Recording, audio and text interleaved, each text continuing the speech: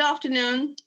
Thanks for tuning in to today's episode from our digital marketing series. A major point that we touched in our previous episode but couldn't go into sufficient depth about entering the industry in the first place. This is what we are tackling today. Just like last time, I have Agam and Bhumika joining me once again with their eloquence. Hi. Very well. Okay, joining us on board today is also Pari. Thanks for being here. Hi, thank you. So, lots and lots of people have been talking about the business monolith, that is digital marketing. But I haven't seen many people actively talk about how to practically start working there. And it makes digital marketing look exactly like that, like some sort of impenetrable monolith, isn't it? Right. Like we talked about how there isn't really a right way to go about this or the right background that you need to have for a digital marketing career, but that often makes people even more intimidated by the field.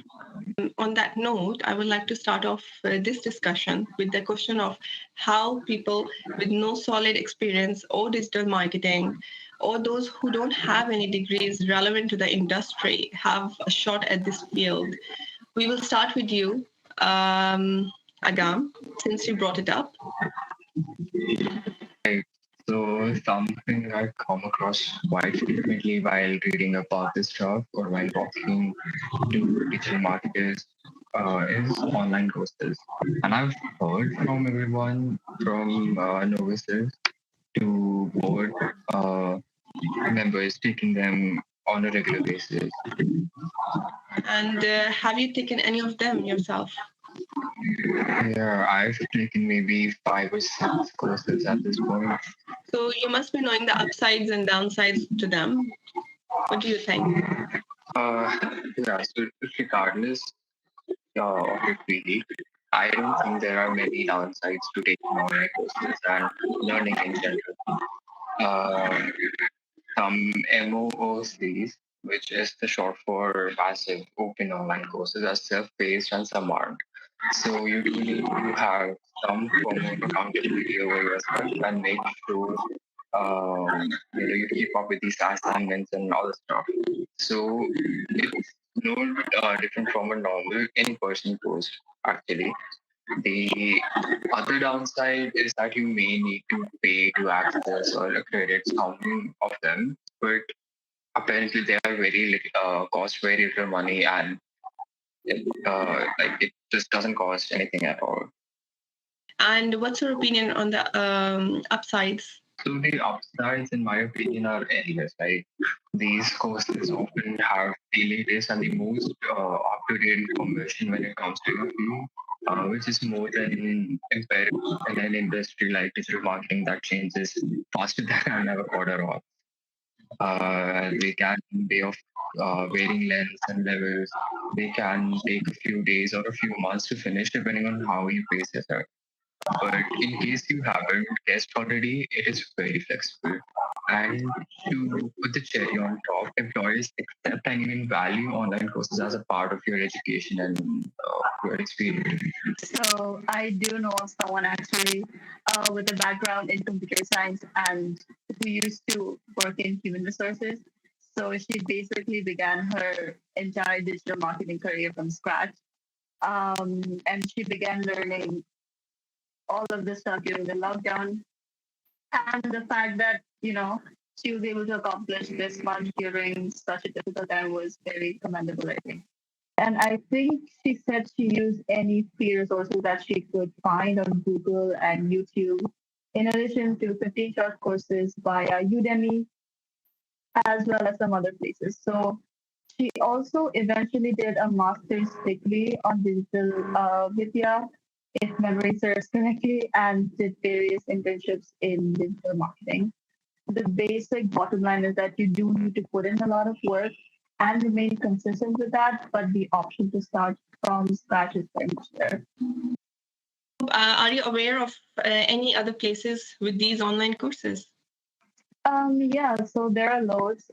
Google Skillshop, Coursera, FutureLean, edX, HubSpot Academy, and so many more. And one thing which is like really good as well is that many of these courses are offered by reputable universities too, which comes in handy. But I want to ask you, how do you think one could self-learn? So in my experience, there really isn't a set formula or a set resource for self-learning. It can be anything from more traditional things like doing courses, reading books, listening to podcasts, or like watching things and keeping up with the news. And also less traditional things like taking up a sport or something. My point is, you need to humble yourself and accept the fact that there is an awful lot that you don't know and keep your mind open. But in a nutshell, be sure to maintain as many channels of learning as you can manage. I believe knowledge and ideas often come from unexpected places.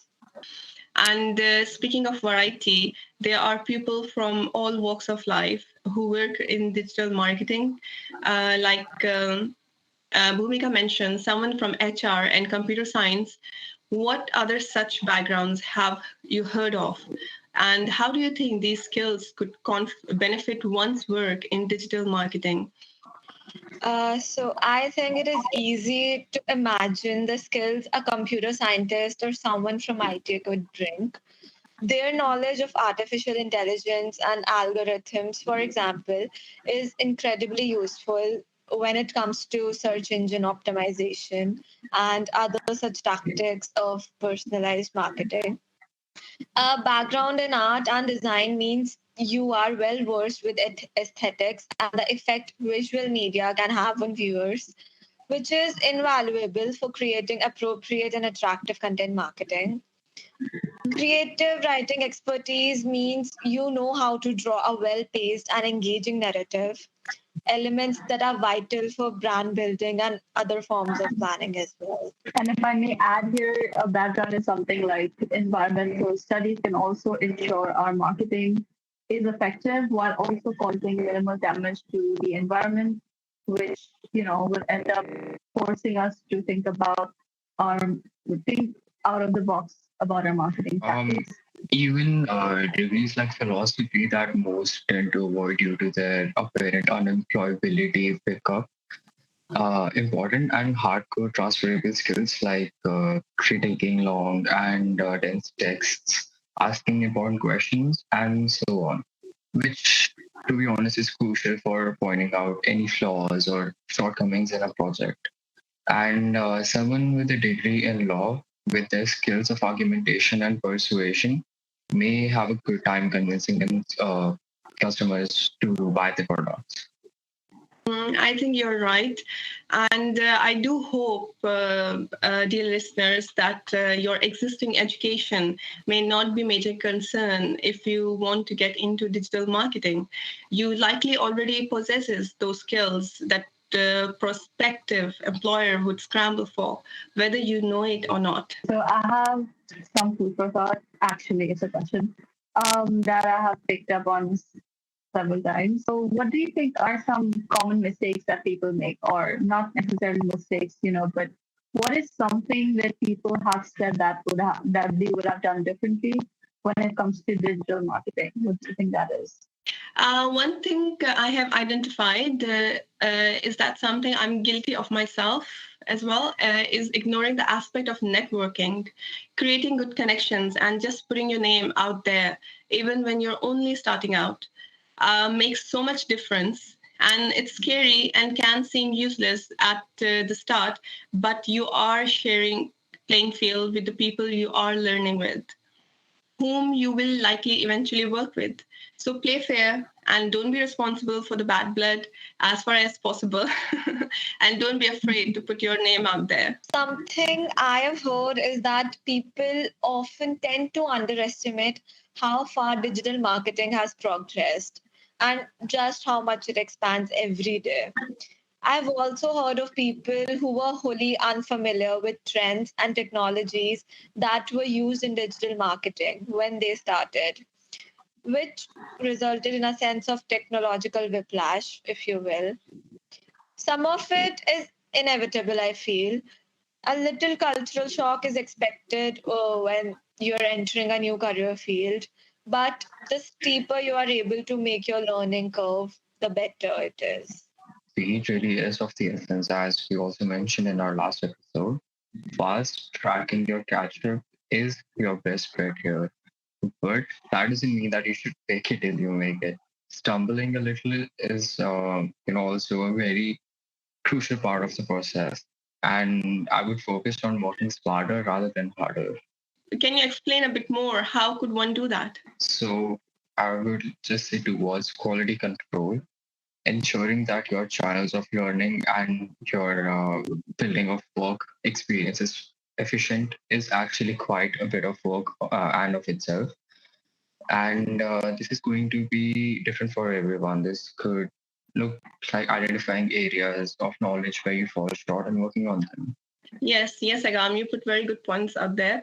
And that's perfect segue into our final section of the day regarding one can identify our weaknesses and stay afloat within the tidal wave of digital marketing. Are any of you actually familiar with the digital marketing skills benchmark? Yeah, I, I have heard about it. So you can access the DM skills benchmark by simply looking up Target Internet Digital Skills Benchmark. Target Internet are the ones who created this. Once again, that's Target Internet Digital Skills Benchmark. This is a test you can quickly sign up for free and will take 20 minutes tops. Basically, this test determines your existing knowledge and skills, as well as the gaps in your knowledge across several areas of digital marketing, like content marketing, analytics, usability, and etc. You'll see your result presented to you in the form of a spider chart and also a written analysis. And it gives you the suggestion on how you can fill those gaps in your knowledge. I took this test some time ago, actually, and I found that my social media knowledge is quite high, but my knowledge of email marketing and e-commerce leaves much to be desired. So that's what I'm working on that at the moment. What we and our listeners could do immediately is to get started on their digital marketing careers after listening to this podcast, is to take the benchmark test. Identify one area of strength and one area of weakness. Go to a website like Coursera and begin doing one online course for each, right? Absolutely. And if you have missed it, let me repeat the name again. It is the Digital Marketing Skills Benchmark, the by Target Internet. Like, I have a question. Wouldn't it be better if we tackled two areas of weaknesses instead? Oh, for sure. But I suggested doing a course on something you are well versed in for confidence and ego reasons mainly.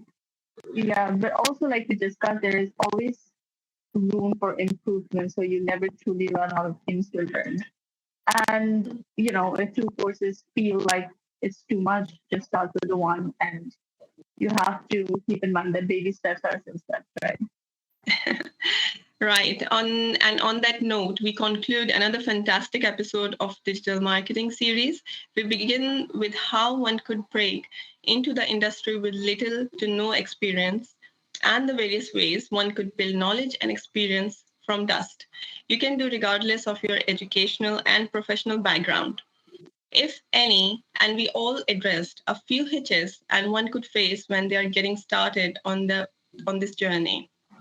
We covered the fantastic starting point, that is the digital marketing skills benchmark by Target Internet, and many, many ways you could self-learn. I extend my deepest gratitude to my co-hosts, Agam, Bhumika, and Pari. Thanks again for tuning in. Your attention means the world to us. Take care and see you in the next episode.